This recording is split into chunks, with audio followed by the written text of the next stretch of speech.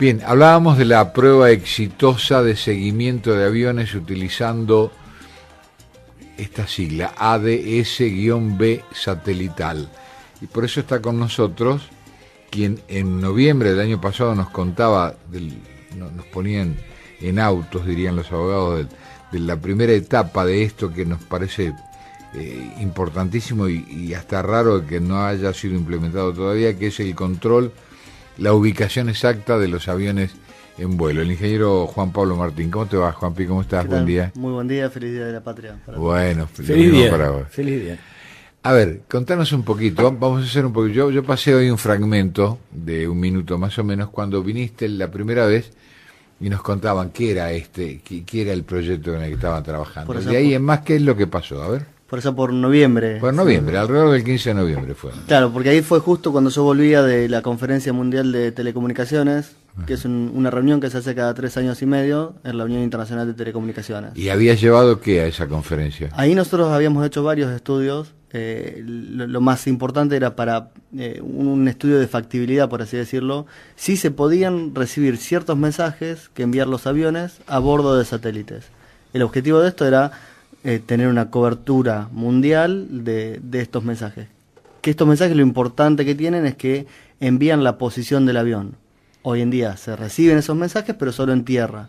Y eso da una cobertura de un 30-40% de toda la superficie terrestre. Es decir, cuando vuelan sobre océanos, ¿no? Océanos, desiertos, en zonas inhóspitas, uno que no estén radarizadas no sabe dónde está el avión y solo se confía en comunicación por voz, por radio, entre el comandante y el centro de control de tráfico aéreo. Quiere decir que es la utilización de esos mensajes que comúnmente se emiten y que en algunos casos, bueno, no tienen cobertura, es decir, no tienen recepción. Claro, hoy la mayoría de los aviones transmite estos mensajes, que esas siglas, entre otras cosas, significa que es unos mensajes que se envían automáticamente y se difunden al aire, de la misma manera que una radio transmite y cualquiera la puede escuchar.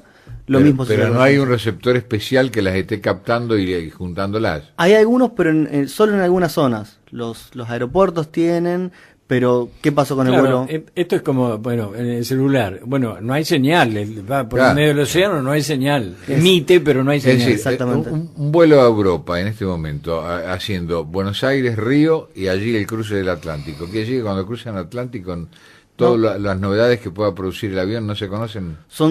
Hay algunos sistemas satelitales que hay que pagarlos y demás que tienen cobertura solo en algunos lugares. Pero ¿qué pasó con el vuelo de Air France hace unos años que cayó ahí cerca de las costas de Brasil? Estuvieron 1 mes para encontrar las cajas negras y ver qué era lo que había pasado.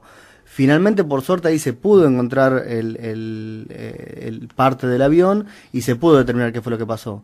Pero con el vuelo MH370 todavía no sabemos qué fue lo que sucedió. Bueno, ese fue el vuelo que te preocupó a vos, que te despertó más del deseo de investigar sobre el tema. Sí, porque realmente ahí un poco la comunidad científica o técnica dijo, muchachos, no puede ser que hoy no sepamos dónde está un avión. Con los avances que tenemos. Recordémosle a la gente del hecho. Si no me equivoco fue en marzo o entre marzo y mayo del 2014, un vuelo que iba de Kuala Lumpur a China, si no me equivoco, en su ruta, sin problemas, sin novedades, pierde contacto radar con los controladores de tráfico aéreo, justo en un punto que se cambiaba, se hacen cada tanto cambios de los controladores. Y se perdió contacto y oficialmente se pierde el contacto no se recupera y de ahí en más nunca se lo comienza a llamar, el avión no respondía y hay algunos datos de que si giró, si volvió, si se fue, pero la realidad es que no se supo nada. Son todas suposiciones. Algunos datos son concretos.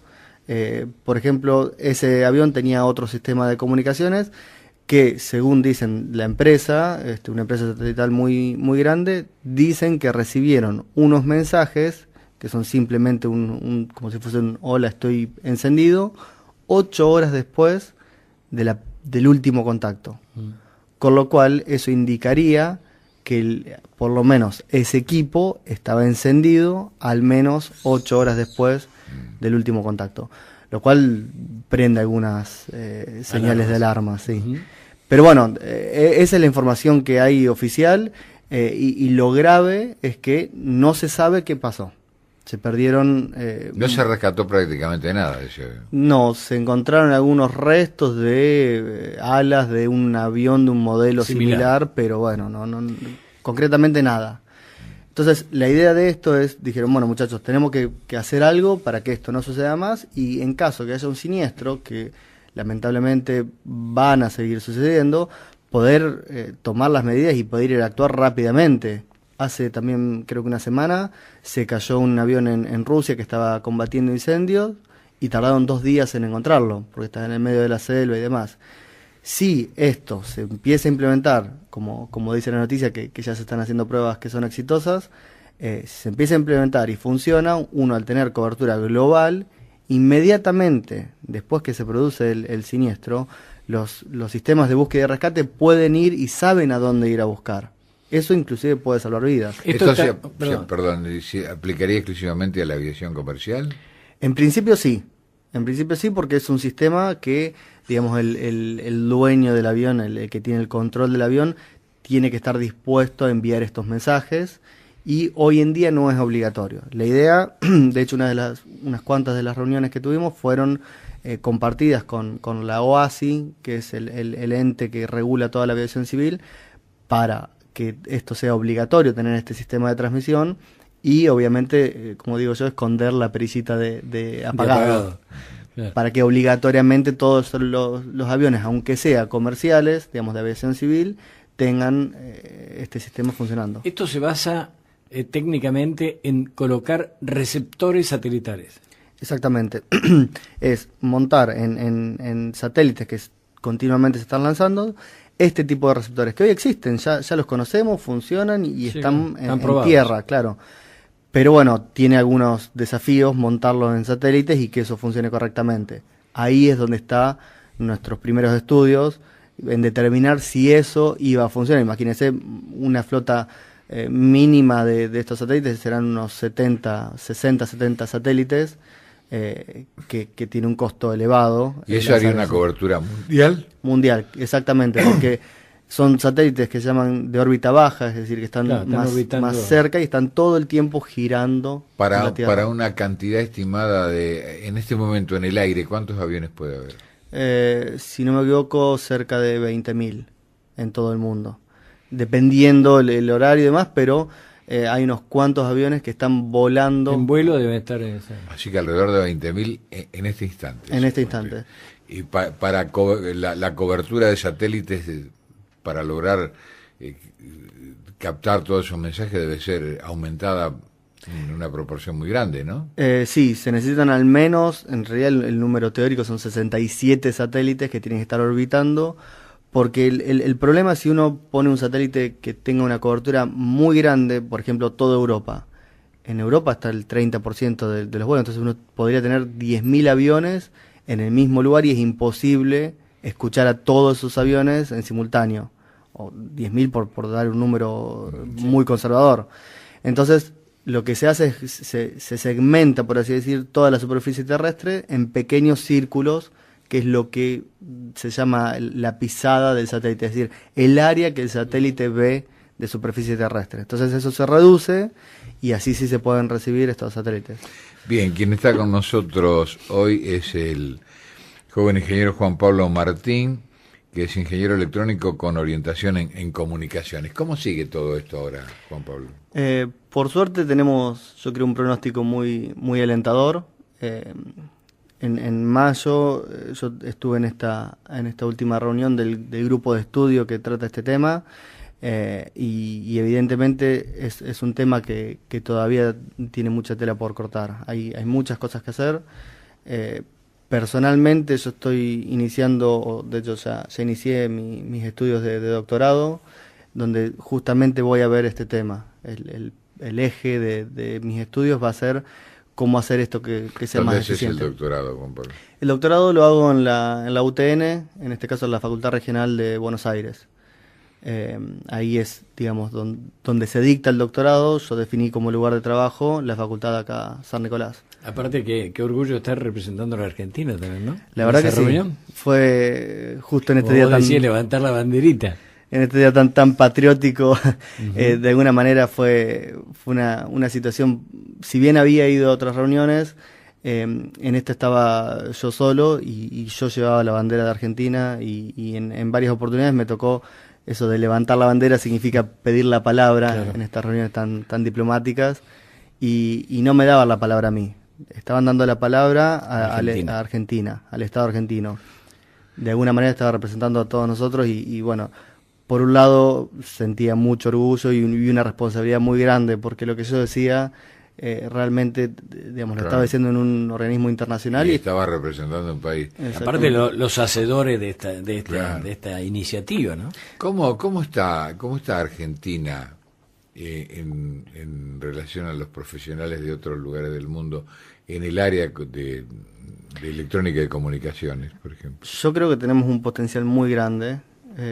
De hecho, en estas reuniones, que además de representar a Argentina, uno no está hablando con neófitos en el tema, está hablando con los expertos mundiales en comunicaciones, con lo cual lo que uno dice realmente tiene que tener su fundamento y estar muy bien planteado para que no digan, mira, seguí tu camino y volver a tu casa. Sí, claro, ¿sabes qué me llamó la atención cuando relatabas recién que hace poquitos días Rusia demoró no sé cuánto en localizar un avión que se había caído? Digo, está dentro de las potencias mundiales, estamos hablando de Rusia, ¿no? Sí. Y no tienen un sistema... Inclusive Estados Unidos. Inclusive Estados Unidos. Estados Unidos, si bien tiene su territorio bastante radarizado y tienen varios sistemas, ellos están interesados en estos sistemas, porque un avión que quizás sale de Estados Unidos, que lleva estadounidense, digamos, el interés de sea Estados Unidos, Europa, cualquier país, sale fuera de su territorio. Y cuando van a Europa o un francés vuela a Estados Unidos y va a cruzar el medio del Atlántico, y ahí no hay nada. Entonces es una preocupación realmente mundial que esto pueda tener una cobertura mundial. No es simplemente tener para mi territorio esto, porque tranquilamente los territorios uno puede sembrar estos receptores, claro, pero se termina el problema. Cruza la frontera volando y se terminó todo, ¿no? Los vuelos internacionales son monstruosos y pasan por esas zonas de agujeros negros. ¿Dónde está este muchacho, no? Exactamente. Claro. Y además que uno dice, colaboramos entre todos. Y si Francia en un momento dice, no, yo no voy a darte esta información, entonces hay un montón de intereses, un montón de cuestiones tanto comerciales, geopolíticas, diplomáticas, que la verdad no es fácil. Empresariales también, sí, ¿no? Sí, claramente. Claro, además, por ejemplo, yo me ubico en los países líderes de Europa que están tan preocupados por el avance del terrorismo, ¿no? Sí, igualmente yo creo que la presión interesante puede proceder desde el usuario mismo, ¿no? Porque el usuario es el primer necesitado de que esto esté controlado y sepan dónde estoy. Entonces, bueno, ahí las empresas van a tener que evaluarlo de otra manera. Sí, y además una de las iniciativas que está teniendo la UIT, que arrancó con un proyecto argentino, que dicho sea de paso, hace poco ganamos un premio de la cumbre de la Sociedad de la Información, que llevó a Argentina, que es para fomentar la participación de las universidades, o se le llama del sector académico, en este tipo de organizaciones, en particular en la Unión Internacional de Telecomunicaciones. Eso da otra visión a esta unión que cumplió 150 años el año pasado, donde no interesan tanto o no hay tantos intereses comerciales o políticos. Se supone que las universidades llevan una visión un poco más libre, sin ningún compromiso. Exactamente. Entonces eso realmente tuvo una buena aceptación y se está cada día incentivando un poco más a las universidades que lleven esta visión un poco más insesgada, digamos. Como pregunta final, algo que te hicimos con Ricardo prácticamente al unísono, pero fuera del aire, con todo lo que ha avanzado la ciencia, la tecnología, recién ahora se está viendo la posibilidad de saber dónde vuela un avión. Sí, es algo... ¿Por qué zona va? Sí. ¿Cuál es la explicación a eso? La verdad que uno lo escucha mucho eso y realmente con cierta razón. Claramente, si hoy uno vuela a Europa y tiene internet en el avión y se pierde un vuelo en el medio del océano, lo que sucede es que con este tipo de sistemas tiene que ser internacional, sí o sí, y de alguna manera tenemos que ponernos todos de acuerdo en esto. La verdad que no es fácil. La Unión Internacional, por ejemplo, todas las decisiones que la toma son consensuadas. Son 193 países que tienen que estar todos de acuerdo en que esto vaya para acá o para allá. Yo ponía el ejemplo, uno por ahí está charlando de política en un asado y somos 5 y no nos ponemos de acuerdo. Sí. Imagínense con 193 países. 193 intereses particulares y muy... Yo diría que más, 193 por 10, porque dentro de cada administración sí, claro, hay quizás 10 empresas que tienen 10 intereses distintos. Sí. De hecho nos pasa a veces, a nosotros dentro de la delegación, que uno está discutiendo un tema y cada uno tiene su posición. Bueno, lograr ese consenso entre todos los países no es para nada fácil y realmente yo creo que, digamos, hay que defender esa forma de trabajo, porque si no lo consensuamos, cualquier país que salga perdiendo, por ejemplo, una votación, va a decir, bueno, yo no lo implemento y listo, se terminó. Sí, tiene todo el derecho de no hacerlo, pero insisto, yo creo que también las cosas van a suceder a través de la presión del usuario. Sí, porque totalmente. El usuario se quiere sentir protegido. Totalmente. Eso fue lo que pasó con el vuelo, el MH370, que despertó el interés mundial. Claro, ahí fue cuando la sociedad dijo... Muchachos, hagan algo. Esto no puede estar pasando. Claro, por eso yo creo que la presión puede venir más de esa zona que de las empresas. Más allá de los intereses de las empresas, generalmente a veces se adecuan las empresas a los intereses del usuario. En definitiva es el que maneja.